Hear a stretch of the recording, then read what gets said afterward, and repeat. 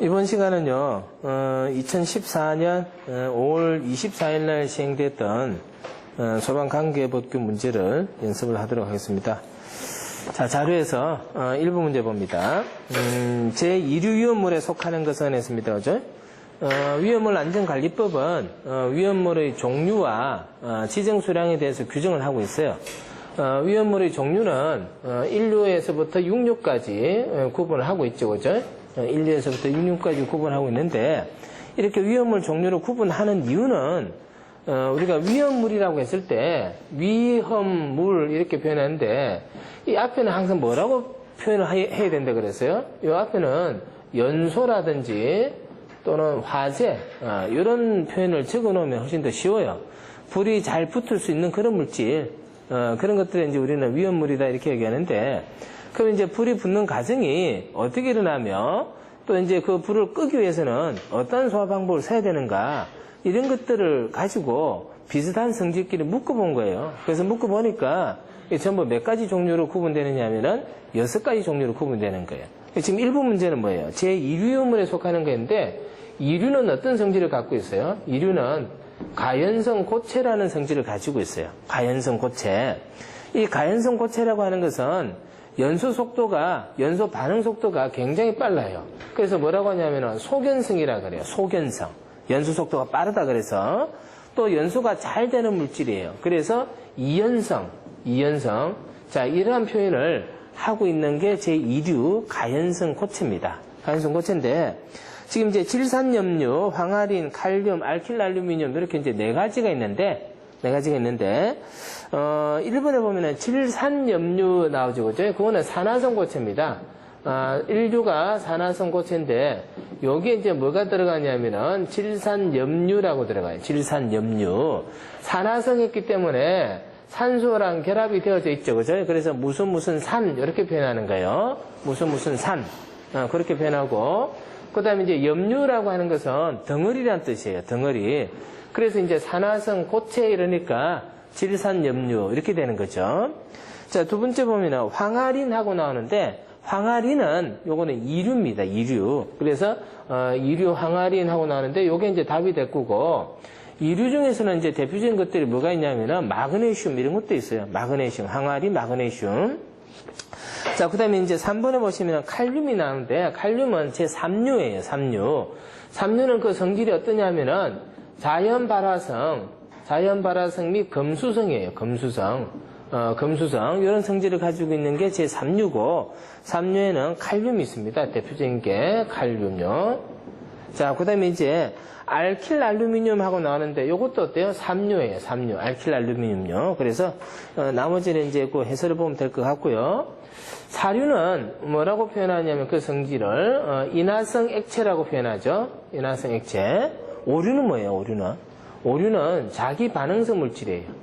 자기 반응성 물질. 6류는요, 산화성 액체예요. 산화성 액체. 자, 그래서 이제 1류에서부터 6류까지 구분되어 있는데, 요게 이제 위험물의 유별에 따른 성질이고요. 성질. 거기에 따라서 구체적인 품명을 물어보는 그런 문제였어요. 그래서 1번은 정답을 2번 하면 됩니다. 황화린입니다. 그죠? 자, 그 다음에 이제 2번 문제 봅니다. 시도지사가 이웃하는 다른 시도지사와 소방 업무에 관하여 상호 응원협정을 체결하고자 하는 때에 포함되어야 할 사항으로 틀린 것은 했는데, 소방기본법에 보면은 응원협정이라는 게 있습니다. 응원협정이라는 게 있는데, 자, 이거는 이제 어떤 거냐. 원래 이제 소방역을 설치를 할 때는 관할구역별로, 시도지사가 우리나라 소방조직은 어떻게 되어 있다 그랬어요? 국가조직과 지방조직으로 구성이 되어져 있고, 지방조직은 광역체제를 유지하고 있다 이렇게 얘기해요. 광역체제를 유지하고 있다라고 하는 것은 우리나라 이제 시도 단위로 특별시, 광역시, 도, 특별자치도 이런 시도 단위로 설치가 되고 있어요. 그래서 결국에 이제 이렇게 설치된 소방역은 관할구역에 대해서 소방 활동을 하게 되는 겁니다. 관할구역. 근데 이제 갑자기 큰 불이 나요. 큰 불이 나면은 자신의 관할구역 안에 있는 소방역만으로 어때요? 불을 끄기가 힘들어지거든요. 그럴 때를 대비해서 이웃하고 있는 지역하고 뭐를 체결해 놓느냐? 상호 응원 협정을 체결해 놓고 있어요. 상호 응원 협정. 그래서 이제 어느 지역에 불이 났을 때 그 지역의 소방력만으로 불을 끄기가 곤란하다 하면은 옆 동네에서 어때요? 응원을 해주는 겁니다. 그게 이제 상호 응원 협정이고요. 그래서 이제 이거는 우리가 지방소방조직 체제를 가지고 있기 때문에 필요한 항목이고, 그래서 이 내용은 소방기본법에 어떠한 사항에 대해서 응원을 할 것이냐, 그리고 구체적인 사항들은 어떻게 정할 것이냐, 이런 것들을 법률에 정해놓고 있어요. 그래서 이제 문제가 뭐냐면은 이렇게 상호 응원 협정을 체결하는데 어떤 내용을 갖고 응원 협정을 체결해야 되느냐 하는 겁니다. 그래서 응원 협정 체결할 때 구체적인 이제 내용에 가는 겁니다. 자, 그래서 이제 그 밑에 해설해 보면은 소방기본법 규칙 제8조에 응원 협정을 체결하고자 할 때 다음의 사항이 포함되어야 한다. 그죠? 내용이 나와 있어요. 내용이 나와 있는데 1번에 나와 있는 화재의 경계 진압 활동에 관한 사항, 불을 실제로 어떻게 끌 것이냐, 이런 거 이제 다 정해놔요. 그 다음에 응원 출동 대상 지역 및 규모에 관한 사항, 어디까지 우리가 응원을 갈 것이며 얼마나 응원을 할 것인가, 이런 것들 정해놓죠. 자, 그 다음에 출동 대원의 수당, 식사 등의 소요 경비 부담에 관한 사항, 돈은 누가 낼 것이냐 하는 문제입니다. 그런 것도 이제 미리 정해놔요. 안 그러면 밥 먹고 나서 그저 밥값 누가 낼 것이냐 이런 게 문제가 되잖아요. 자, 그렇게 되는데 지휘권의 범위에 관한 사항, 요건 어때? 해당 사항이 없어요. 해당 사항이 없습니다. 그래서 4번이 틀렸는데 4번요. 요거는 지휘권에 관한 사항은 별도로 규정을 하고 있어요. 가령 이제 A 지역에서 화재가 발생했어요. A 지역에서 화재가 발생하고 B 지역에서 응원 요청합니다. A 지역에서 B 지역으로 응원 요청을 합니다. 응원 요청하면은 B 지역에 있는 소방관들이 A 지역에 가서 응원을 하러 가겠죠, 그죠? 응원하러 갑니다. 그러면 이제 B 지역의 소방관들은 현장에서 누구의 지휘를 받아야 되느냐? 응원을 요청한 A 지역의 소방대장 지휘를 받습니다. 그 지휘권은 문제가 없어요, 그죠? 왜 그래요? 이 사람이 요청했기 때문에 소방관들이 응원을 갔을 때는 A 관할의 소방대장의 지휘를 받는다는 겁니다. 요청한 자의 지휘를 받습니다. 요청한 자의. 그래서 지휘권에 관한 사항은 문제가 없는데 이게 왜 나왔느냐? 그 지휘권에 관한 사항은 다시 법률에 어때? 규정이 되어져 있어요. 그래서 응원을 요청한 자의 응원을 한 자는 응원을 하러 간 사람은 응원을 요청한 관할 구역의 소방대장 지휘를 받는다. 이게 이제 규정이 정해져 있습니다. 그래서 이제 그게 답이 되는 거고요. 그 다음에 이제 거기 보면은 출동대원의 수당이나 식사, 피복의 수선, 이 돈 문제에 걸렸어요. 돈 문제. 그래서 돈 문제는 비용을 어떻게 처리할 것이냐. 비용을. 이제 여기에 관한 문제인데 돈은 누가 내는 게 맞겠어요? 응원을 요청한 사람이 있고 응원을 한 사람이 있어요. 누가 내는 게 맞겠어? 요청한 사람이 맞아. 그걸 뭐라고 하느냐면은 좀 더 전문적인 표현으로 비용은요 시행자 부담이다 이렇게 표현해요. 시행자 부담이다. 하고자 한 사람이 돈을 내는 거야. 하고자 한 사람이. 그래서 여러분들도 가령 이런 거야. 점심시간에 밥 먹으러 할 때 야, 밥 먹으러 가자 이러면 밥값 누가 내 여러분들? 각자 내요. 각자 내나? 근데 야, 오늘 내가 한번 쏠게 이러면은 쏜다고 한 사람이 내야 되겠지. 내가 한번 쏠게 해놓고도 안 내면 그 사람 나쁜 사람이지. 그래서 원래 돈은 하자고 한 사람이 내는 게 맞아요. 그게 뭐냐면은 시행자 부담이에요. 시행자 부담. 근데 이제 두 번째 원칙이 뭐가 있냐면은 수익자 부담이라는 게 있어요. 수익자 부담. 이게 뭐냐면은 야, 내가 오늘 밥 쏠게 해서 따라갔어. 따라갔는데 밥을 먹으니까 너무 맛있는 거야. 그래서 야, 이거 진짜 맛있네. 이런데 좋은데 소개시켜서 정말 고맙다. 네가 내기로 했지만 오늘 내가 내면 안 될까? 내가 너무 잘 먹었다. 이런 소리 있겠지. 그게 뭐냐면은 수익자 부담이에요. 수익자 부담. 그래서 비용 부담 원칙은 이렇게 이제 정해져 있는데 당연히 이제 뭐 그런 사항을 협정을 맺겠죠, 그죠? 맺는데 특별하게 이제 정하지 않는다면은 일반적 원칙은요. 돈은 하고자 한 사람이 어때요? 내는 게 맞아요. 자, 그러면 이제 2번은 4번 정답하면 되겠죠? 자, 그 다음에 이제 3번 문제 가봅니다.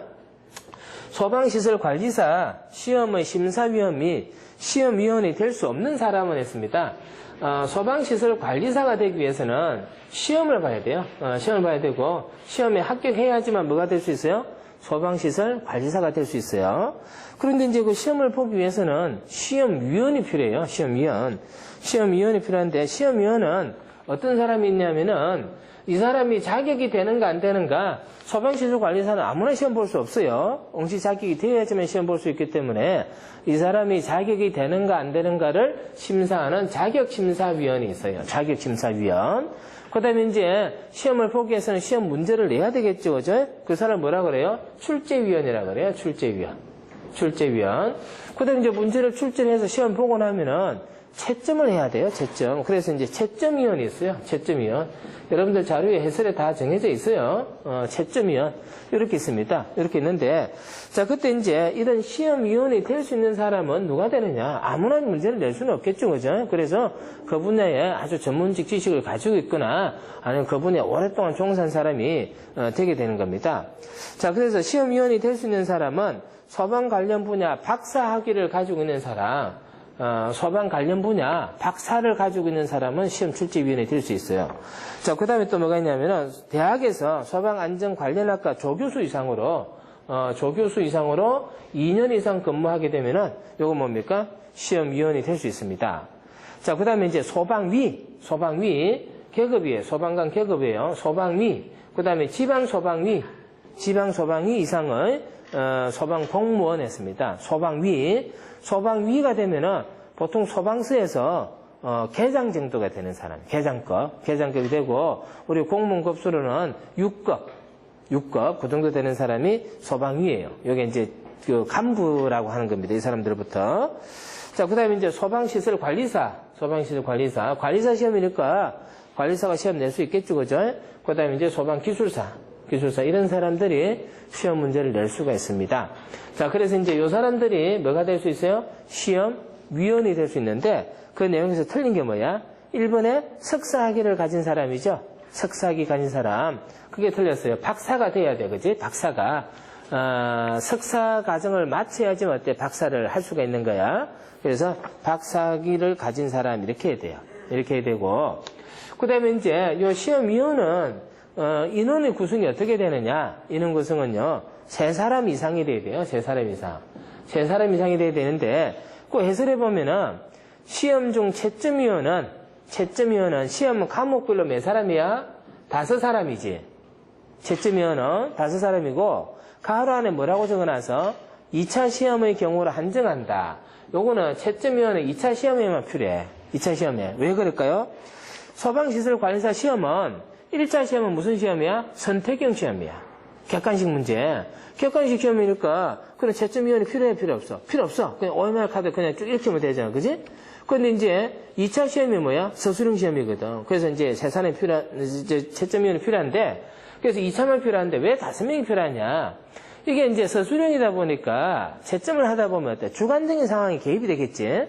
그래서 어떻게 하냐면은 5사람이 채점을 해요. 해서 제일 높은 점수, 제일 낮은 점수 2사람 빼고 가운데 있는 3사람의 점수를 평균해서 점수가 몇 점이다 이렇게 하는 거야. 그치? 그래 공정하겠지, 그치? 그래서 요거는 5사람이야. 5사람. 그래서 자격심사위원이나 출제위원은 3사람인데 요건 5사람이고, 그 다음에 채점은 언제만 필요한 거야? 2차 시험만. 그치? 2차 시험만. 자, 그럼 됐습니다. 자, 이제 3번 봅니다. 특정 소방 대상물에 소방안전관리자를 선임하지 아니한 자에 대한 벌칙으로 옳은 것을 했습니다. 벌칙으로. 그래서 이제 벌칙에 관한 얘기예요. 소방시설법에 관한 벌칙에 관한 규정입니다.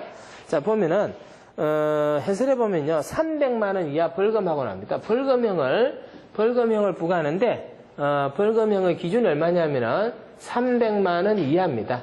300만 원 이하 벌금을 부과할 수 있는 내용이 이제 쭉 나와 있어요. 쭉 나와 있는데, 뭐 그거는 여러분들 이제 그대로 보면 될 것 같아요.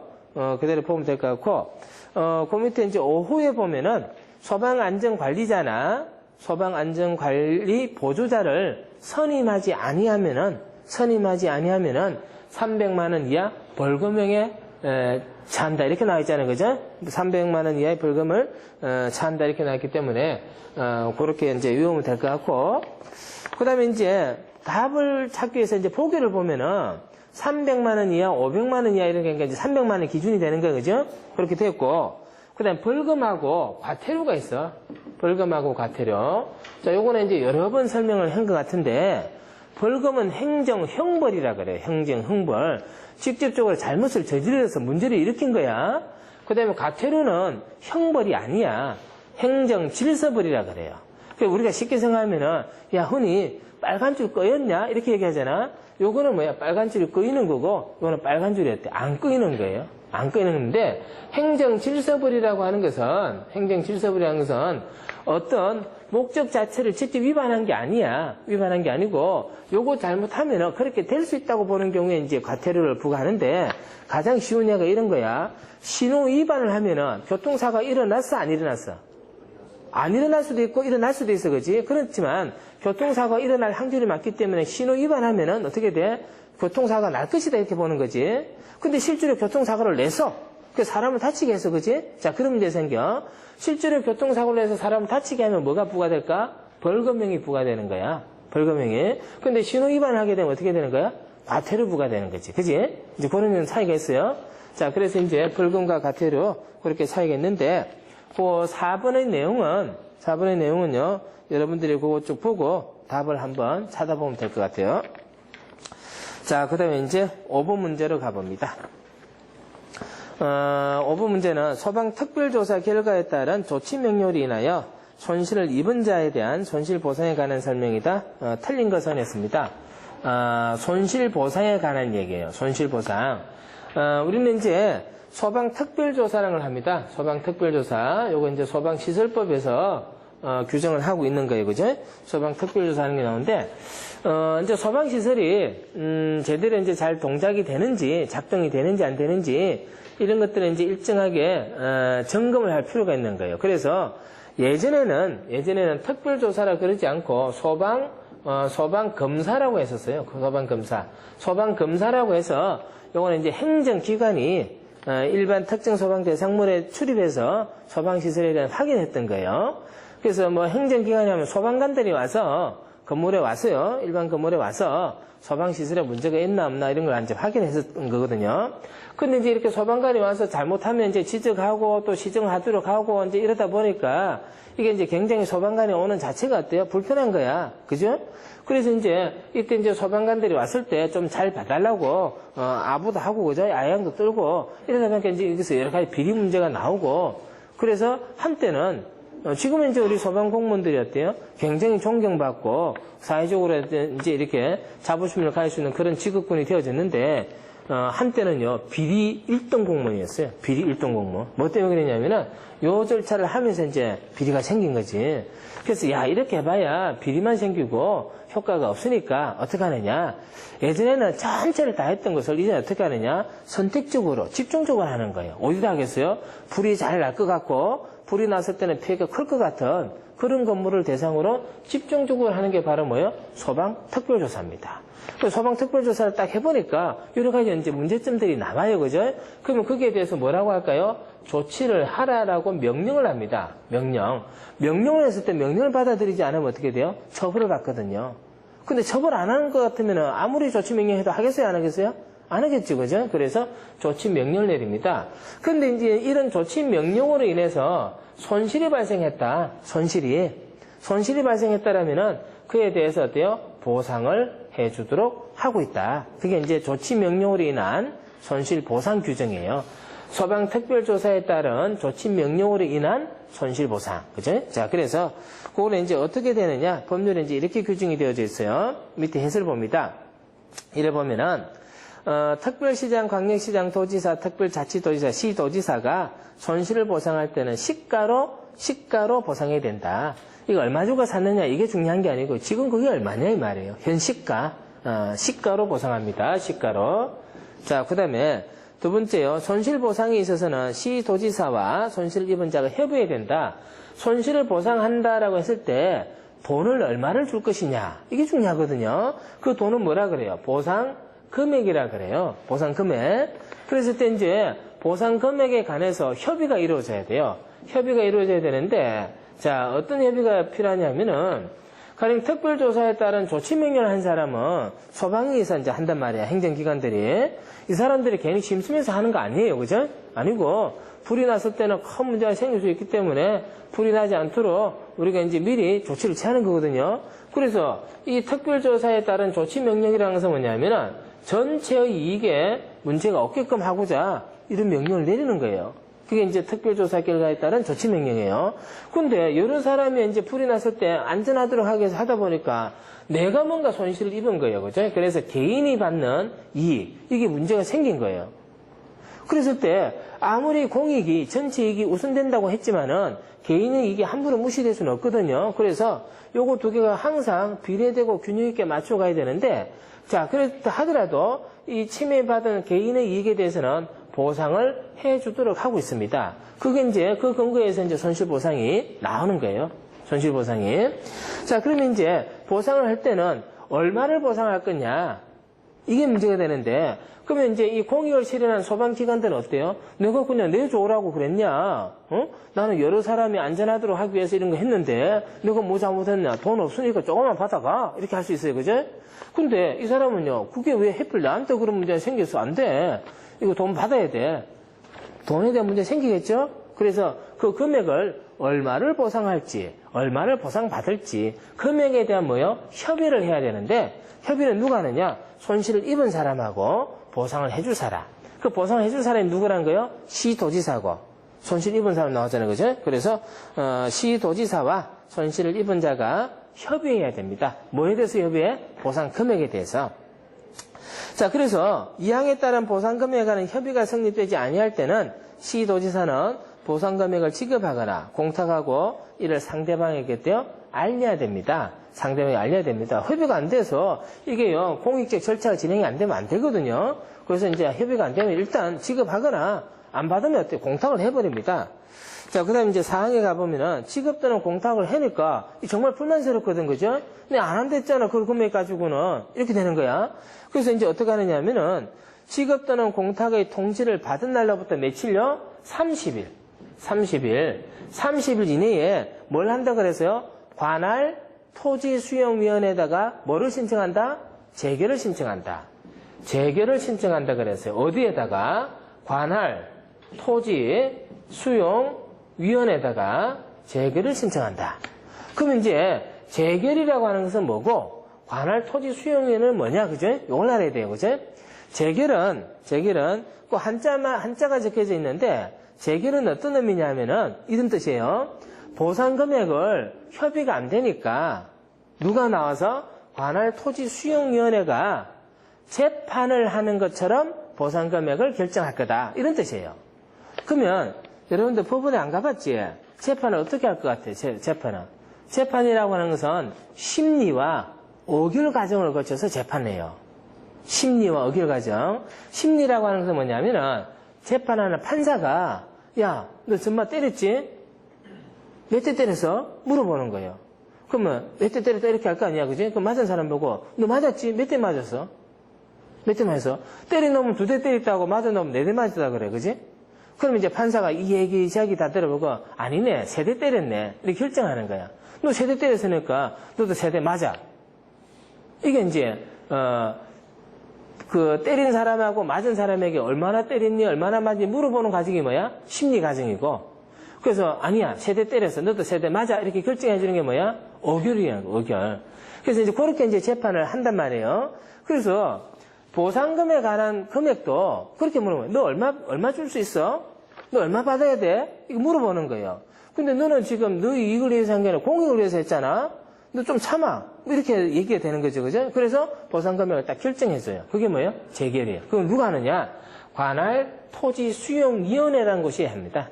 관할 토지수용위원회는 기구가 그걸 한다는 얘기예요. 그래서 그렇게 되어 있는데, 그러면 이제 한번 봅니다. 틀린 것은 했어요. 손실보상에 관하여는 시도지사와 손실을 입은 자가 협의해야 된다. 맞죠? 협의는 누가 해? 시도지사와 손실을 입은 자가. 자, 협의가 성립되지 않아요. 그럼 시도지사는 보상금액을 지급하기도 하고 또는 뭐 한다 그래서 공탁해. 그 다음에 시도지사가 손실을 보상할 때는 공시지가로 보상해? 아니야. 뭐로? 시가로. 그지? 시가로. 자, 그래서 3번이 틀렸고요. 30일 이내에 어디에다가 관할 토지 수용위원회에다가 재결을 신청할 수 있다. 자, 그럼 됐어요. 그죠? 자, 그 다음에 이제 6번 갑니다. 관할구역에 있는 소방대상물, 관계지역, 관계인에 대하여 소방시설 등이 소방관계법령에 적합하게 설치, 유지, 관리되고 있는지, 소방대상물의 화재, 재난, 재해 등의 발생 위험이 있는지 등을 확인하기 위하여 관계 공무원을 하여금 소방안전관리에 관한 특별조사를 하게 할 수 있다. 자, 이때 특별조사를 실시하는 사람은 특별조사의 실시 권한자가 누구냐 하는 거예요. 누가 특별조사의 실시 권한자가 되느냐 하는 거예요. 자, 거기 보면은 방재청장, 본부장, 서장이 특별조사의 권한을 갖고 있어요. 그래서 그거는 답은 뭐 하면 되겠어요? 4번 하면 되겠지, 그지? 4번. 그래서 그 해설에 있는 내용은요, 문제 내용과 똑같아요. 방재청장, 그 다음에 본부장, 소방서장이 특별조사 권한을 갖고 있어요. 자, 그 다음에 이제 7번 문제 한번 봅니다. 하자 보수를 하여하는 소방시설 중 하자 보수 보증기간이 3년이 아닌 것은 했어요. 3년. 소방시설에 대해서 설치 공사를 해요. 소방시설에 대한 설치 공사를 합니다. 설치 공사를 하고요. 그럼 이제 이 공사가 설계도서대로 공사가 잘 됐는지 안 됐는지 그걸 어때요? 확인을 해봐야 되겠죠, 그죠? 이제 그런 과정이 이제 갑리라 그래요. 근데 이제 공사가 다 끝나고 나서 설계도서대로 공사가 안 돼가지고 성능에 문제가 있거나 또는 미관에 문제가 있거나 기능에 문제가 있는 경우를 뭐라고 그러냐면은 하자라 그래요. 하자라 그래요. 그러면 이 하자는 없어야 되잖아, 그지? 그래서 하자를 뭐 해야 돼? 보수를 해야 돼요. 하자를 보수해야 돼. 그럼 누가 해야 될까? 공사업자가 하는 거지. 근데 공사업자가 공사 다 하고 공사비 받아서 도망가 버리면 안 되지, 그지? 그래서 이 하자를 보수하는 것을 보증을 하도록 하고 있습니다. 그러면 이제 일정한 금액을 어때요? 맡겨놔야 되겠고요. 요거는 언제까지 고장났을 때 책임져야 된다. 이런 걸 어때? 법으로 다 정해놨단 말이야. 자, 그때 이제 하자 보수 보증 기간에 관한 문제입니다. 오늘 시험 문제 굉장히 잘 나와요.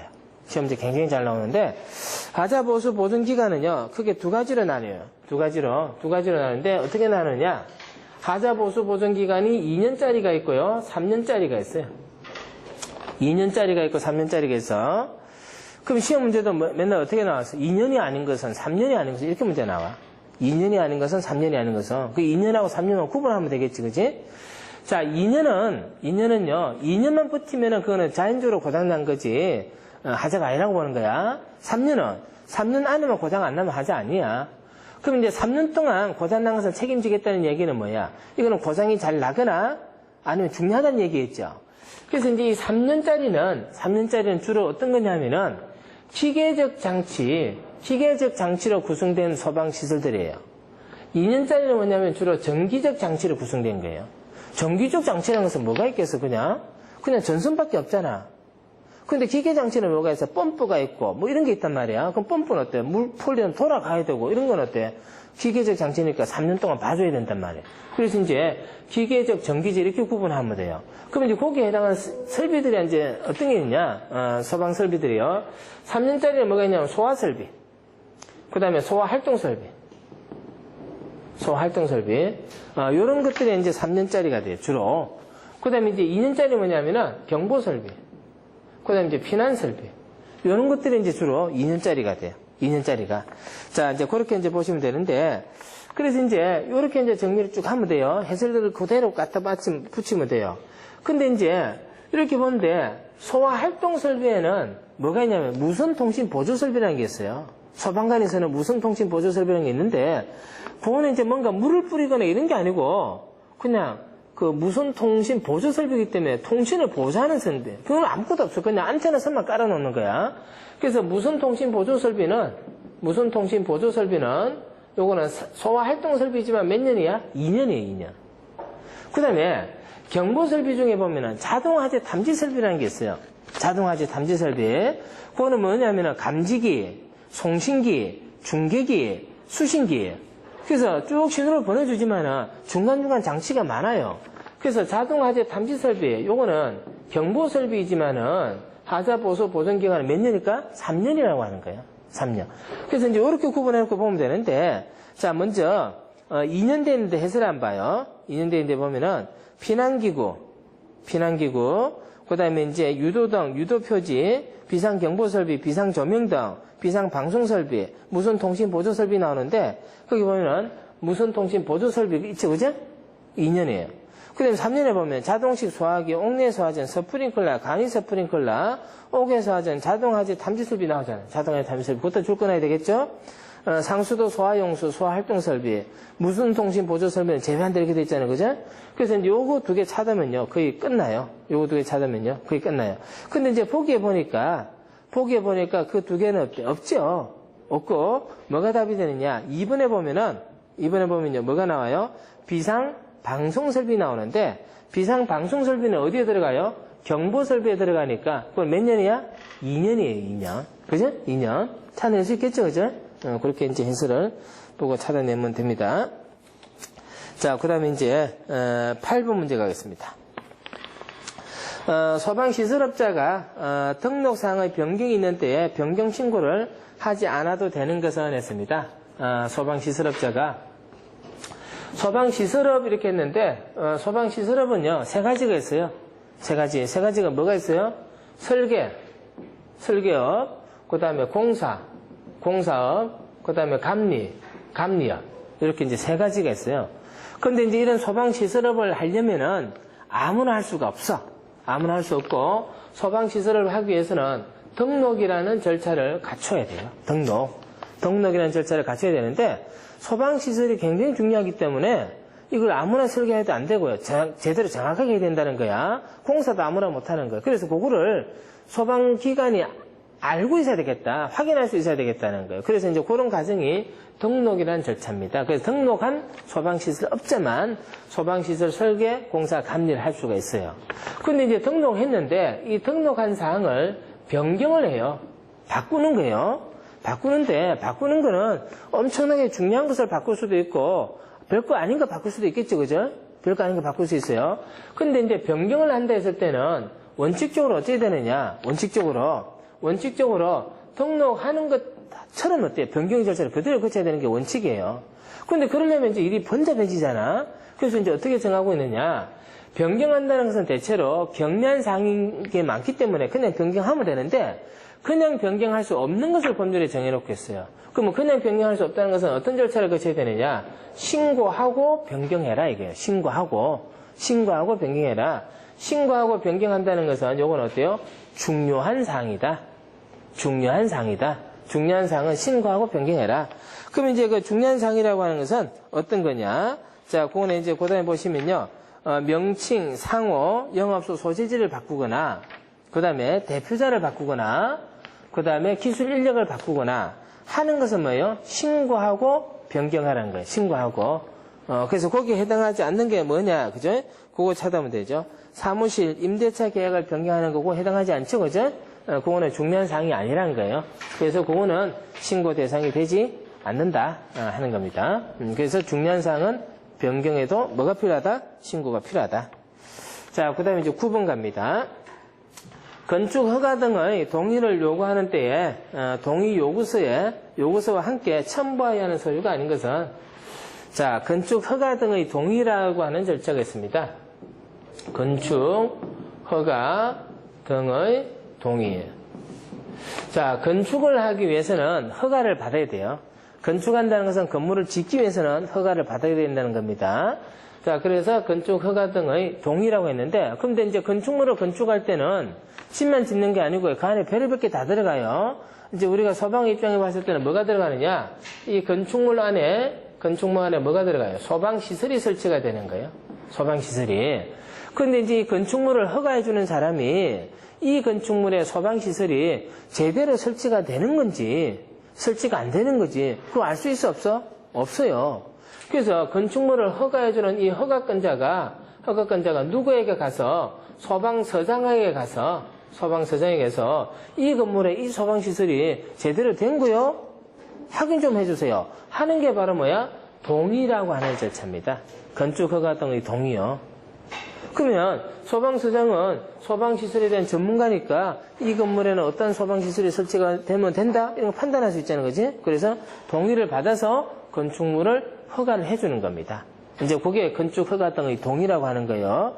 그래서 실제로 이 소방에 대한 동의가 일어나지 않으면 건축허가를 해주지 해줄 수가 없기 때문에 소방서장이 가질 수 있는 권한은 실제로 굉장히 막강해요. 굉장히 막강합니다. 이게 안 되면 어때요? 건물을 못 짓거든요. 건물을 못 지어요. 근데 건물을 하나 짓는 데는 엄청나게 많은 돈이 들잖아요. 그죠? 그런 것들을 소방서장이 소방시설이 적절하지 않다라고 딱 잡을 수가 있어요. 그럼 엄청난 경제적인 문제들이 발생할 수 있겠죠. 그죠? 그만큼 이제 소방의 역할이 중요하다는 거예요. 그게. 소방서장이 괜히 이제 그런 걸 가지고 뭔가 쓸데없는 권력을 남용한다니 그런 건 아니고요. 건물에 있어서 소방시설의 역할은 어때요? 굉장히 중요하다. 이런 의미로 이제 해석을 해야 돼요. 자, 그러면 이제, 건축 허가 등을 이제 동의를 받을 때는, 건축 허가 등에 대한 동의 요구서를 이제, 허가청이 소방서장에게 이제, 동의 요구서를 제출하게 됩니다. 동의 요구서를 제출하는데, 이때 이제 소방서장은 이게 이제 동의를 해줄 수 있는지 없는지 필요한 어떤 자료들이 있어야 돼. 판단할 수 있는 자료들이 있어야 되겠죠. 그죠? 그래서 이 요구서에다가 이제 여러 가지 서류들을 첨부를 하게 되는데 그 첨부 서류가 이제 뭐냐 이 말이에요. 첨부 서류가 뭐냐. 자, 거기 보면 이제 어떤 게 있는지 한번 봅니다. 첫 번째 보면요.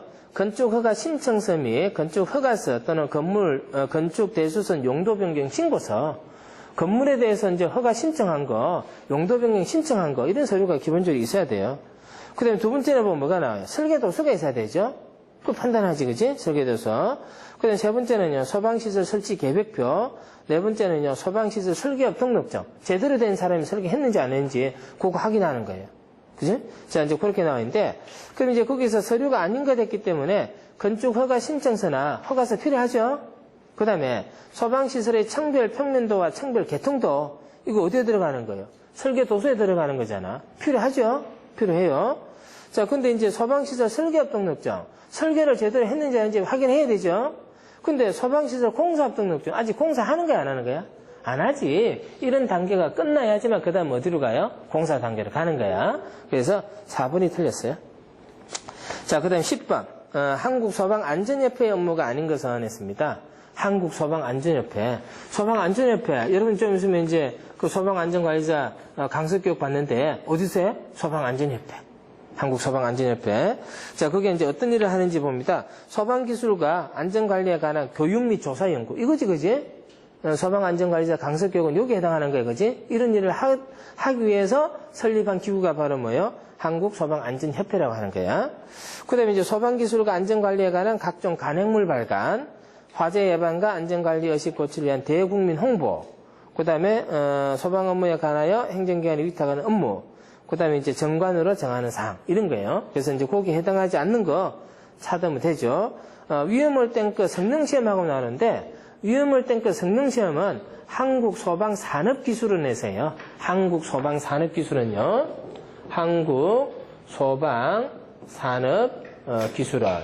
자, 여기서 합니다. 그래서 우리 이제 소방과 관련해서 안전협회, 그 다음에 소방산업기술원, 안전협회와 기술원 이렇게 이제 크게 두 가지로 구분할 수 있는데 이제 뭐 거의 문제 나오면요 이런 식으로 구분이 될 거예요. 자, 그래서 10분까지 했고 이번 시간은요 여기까지 하고 다음 시간에 이제 11분부터 또 문제를 풀도록 합니다.